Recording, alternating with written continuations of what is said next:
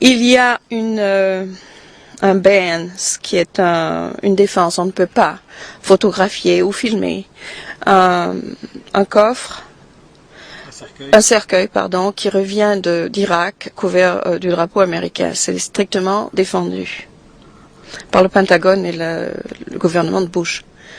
Et moi, c'est la première chose que j'ai faite. Le média était à la maison le lendemain de sa mort. Tous m'ont demandé, de télévision, radio, journaux, est-ce que vous voulez qu'on soit là pour pour le retour du corps, pour le rapatriement du corps? Et je n'ai pas répondu tout de suite. Mais le jour avant que le rapatriement se fasse, j'ai dit alors, oui, je veux que vous soyez à l'aéroport. Ils sont tous venus. Bien sûr, ça fait un scandale. Et donc le cercueil a été photographié, vous avez bravé l'interdiction de Bush. Et c'est là où j'ai commencé à mener ma guerre à moi. Depuis le 11 septembre, la peur des terroristes est diffusée, divulguée par le gouvernement. On a une sorte de gauge, comment est-ce qu'on dit ça? Baromètre. Sur l'écran de télévision qui apparaît, je me rappelle plus très bien si c'est une fois par mois maintenant. On entend dire que aujourd'hui c'est à l'orange.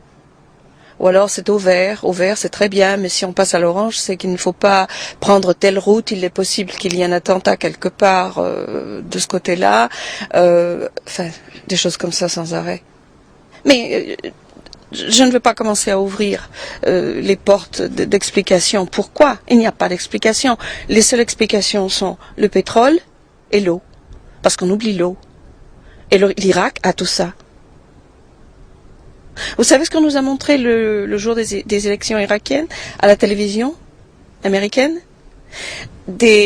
Toutes les lignes de voitures qui attendent pour recevoir de l'essence en Irak, parce que l'essence avait été coupée. On nous montrait ça et on nous a dit que ces lignes de voitures étaient là à attendre pour aller voter. Ok? Après ça, on nous a montré une femme que Bush a embrassée. Il a dû voir le voyage de Jordanie, je pense, et voulait démontrer que les Irakiens étaient fous de joie des élections, de par les élections. Ouais, cette brave femme était kurde, et elle vivait en Amérique. Et je l'ai retrouvée maintenant sur un blog, et elle a fait partie d'une conférence qui a eu lieu très récemment à Amman pour les femmes irakiennes. Et elle était ambassadrice de Bush, bien sûr. Okay. Je ne veux pas donner de nom, mais voilà. Donc, l'immoralité de la guerre, de par les prétextes qui ont été inventés pour commencer la guerre, tout était faux. En fait, il n'y a rien de vrai dans tout ce qu'on nous a dit. Rien. Bush veut se remplir les poches et remplir les poches de ses amis. En ce moment, l'Irak est vendu, littéralement vendu, aux plus grosses corporations américaines. C'est flagrant. Enfin, je ne sais pas comment on peut manquer ça. C'est exactement ce qui se passe.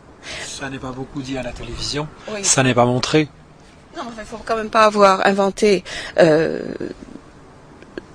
quelque chose d'énorme pour comprendre ça. C'est exactement ce qui se passe. Les élections en Irak ont été préfabriquées, comme les élections américaines. Le peuple en Amérique n'a plus rien à dire. On essaie de parler, mais les gens ne se rendent pas compte vraiment que leur voix n'existe plus. C'est la voix de Bush. Immorale, cette guerre, elle n'a rien à faire avec septembre 11 2001. Rien. Qu'est-ce que l'Irak a à voir avec ça? Justement, quand vous parlez d'un mouvement anti-guerre aux États-Unis, ce qu'on a du mal à comprendre ici en Europe, c'est pourquoi la population des États-Unis réagit et approuve-t-elle la guerre? Comment l'expliquer? Voilà, il y a une chose je sais pas, qui n'est pas très claire ici, j'ai l'impression, c'est que on ne sait rien aux États-Unis. On ne nous dit rien. CNN, par exemple, c'est une plaisanterie. J'étais en CNN, je sais pas, peut-être 10 fois. Nouvelles et puis Polazan Show. Polazan a envoyé son équipe à la maison pour faire les interviews et tout ça. Très bien.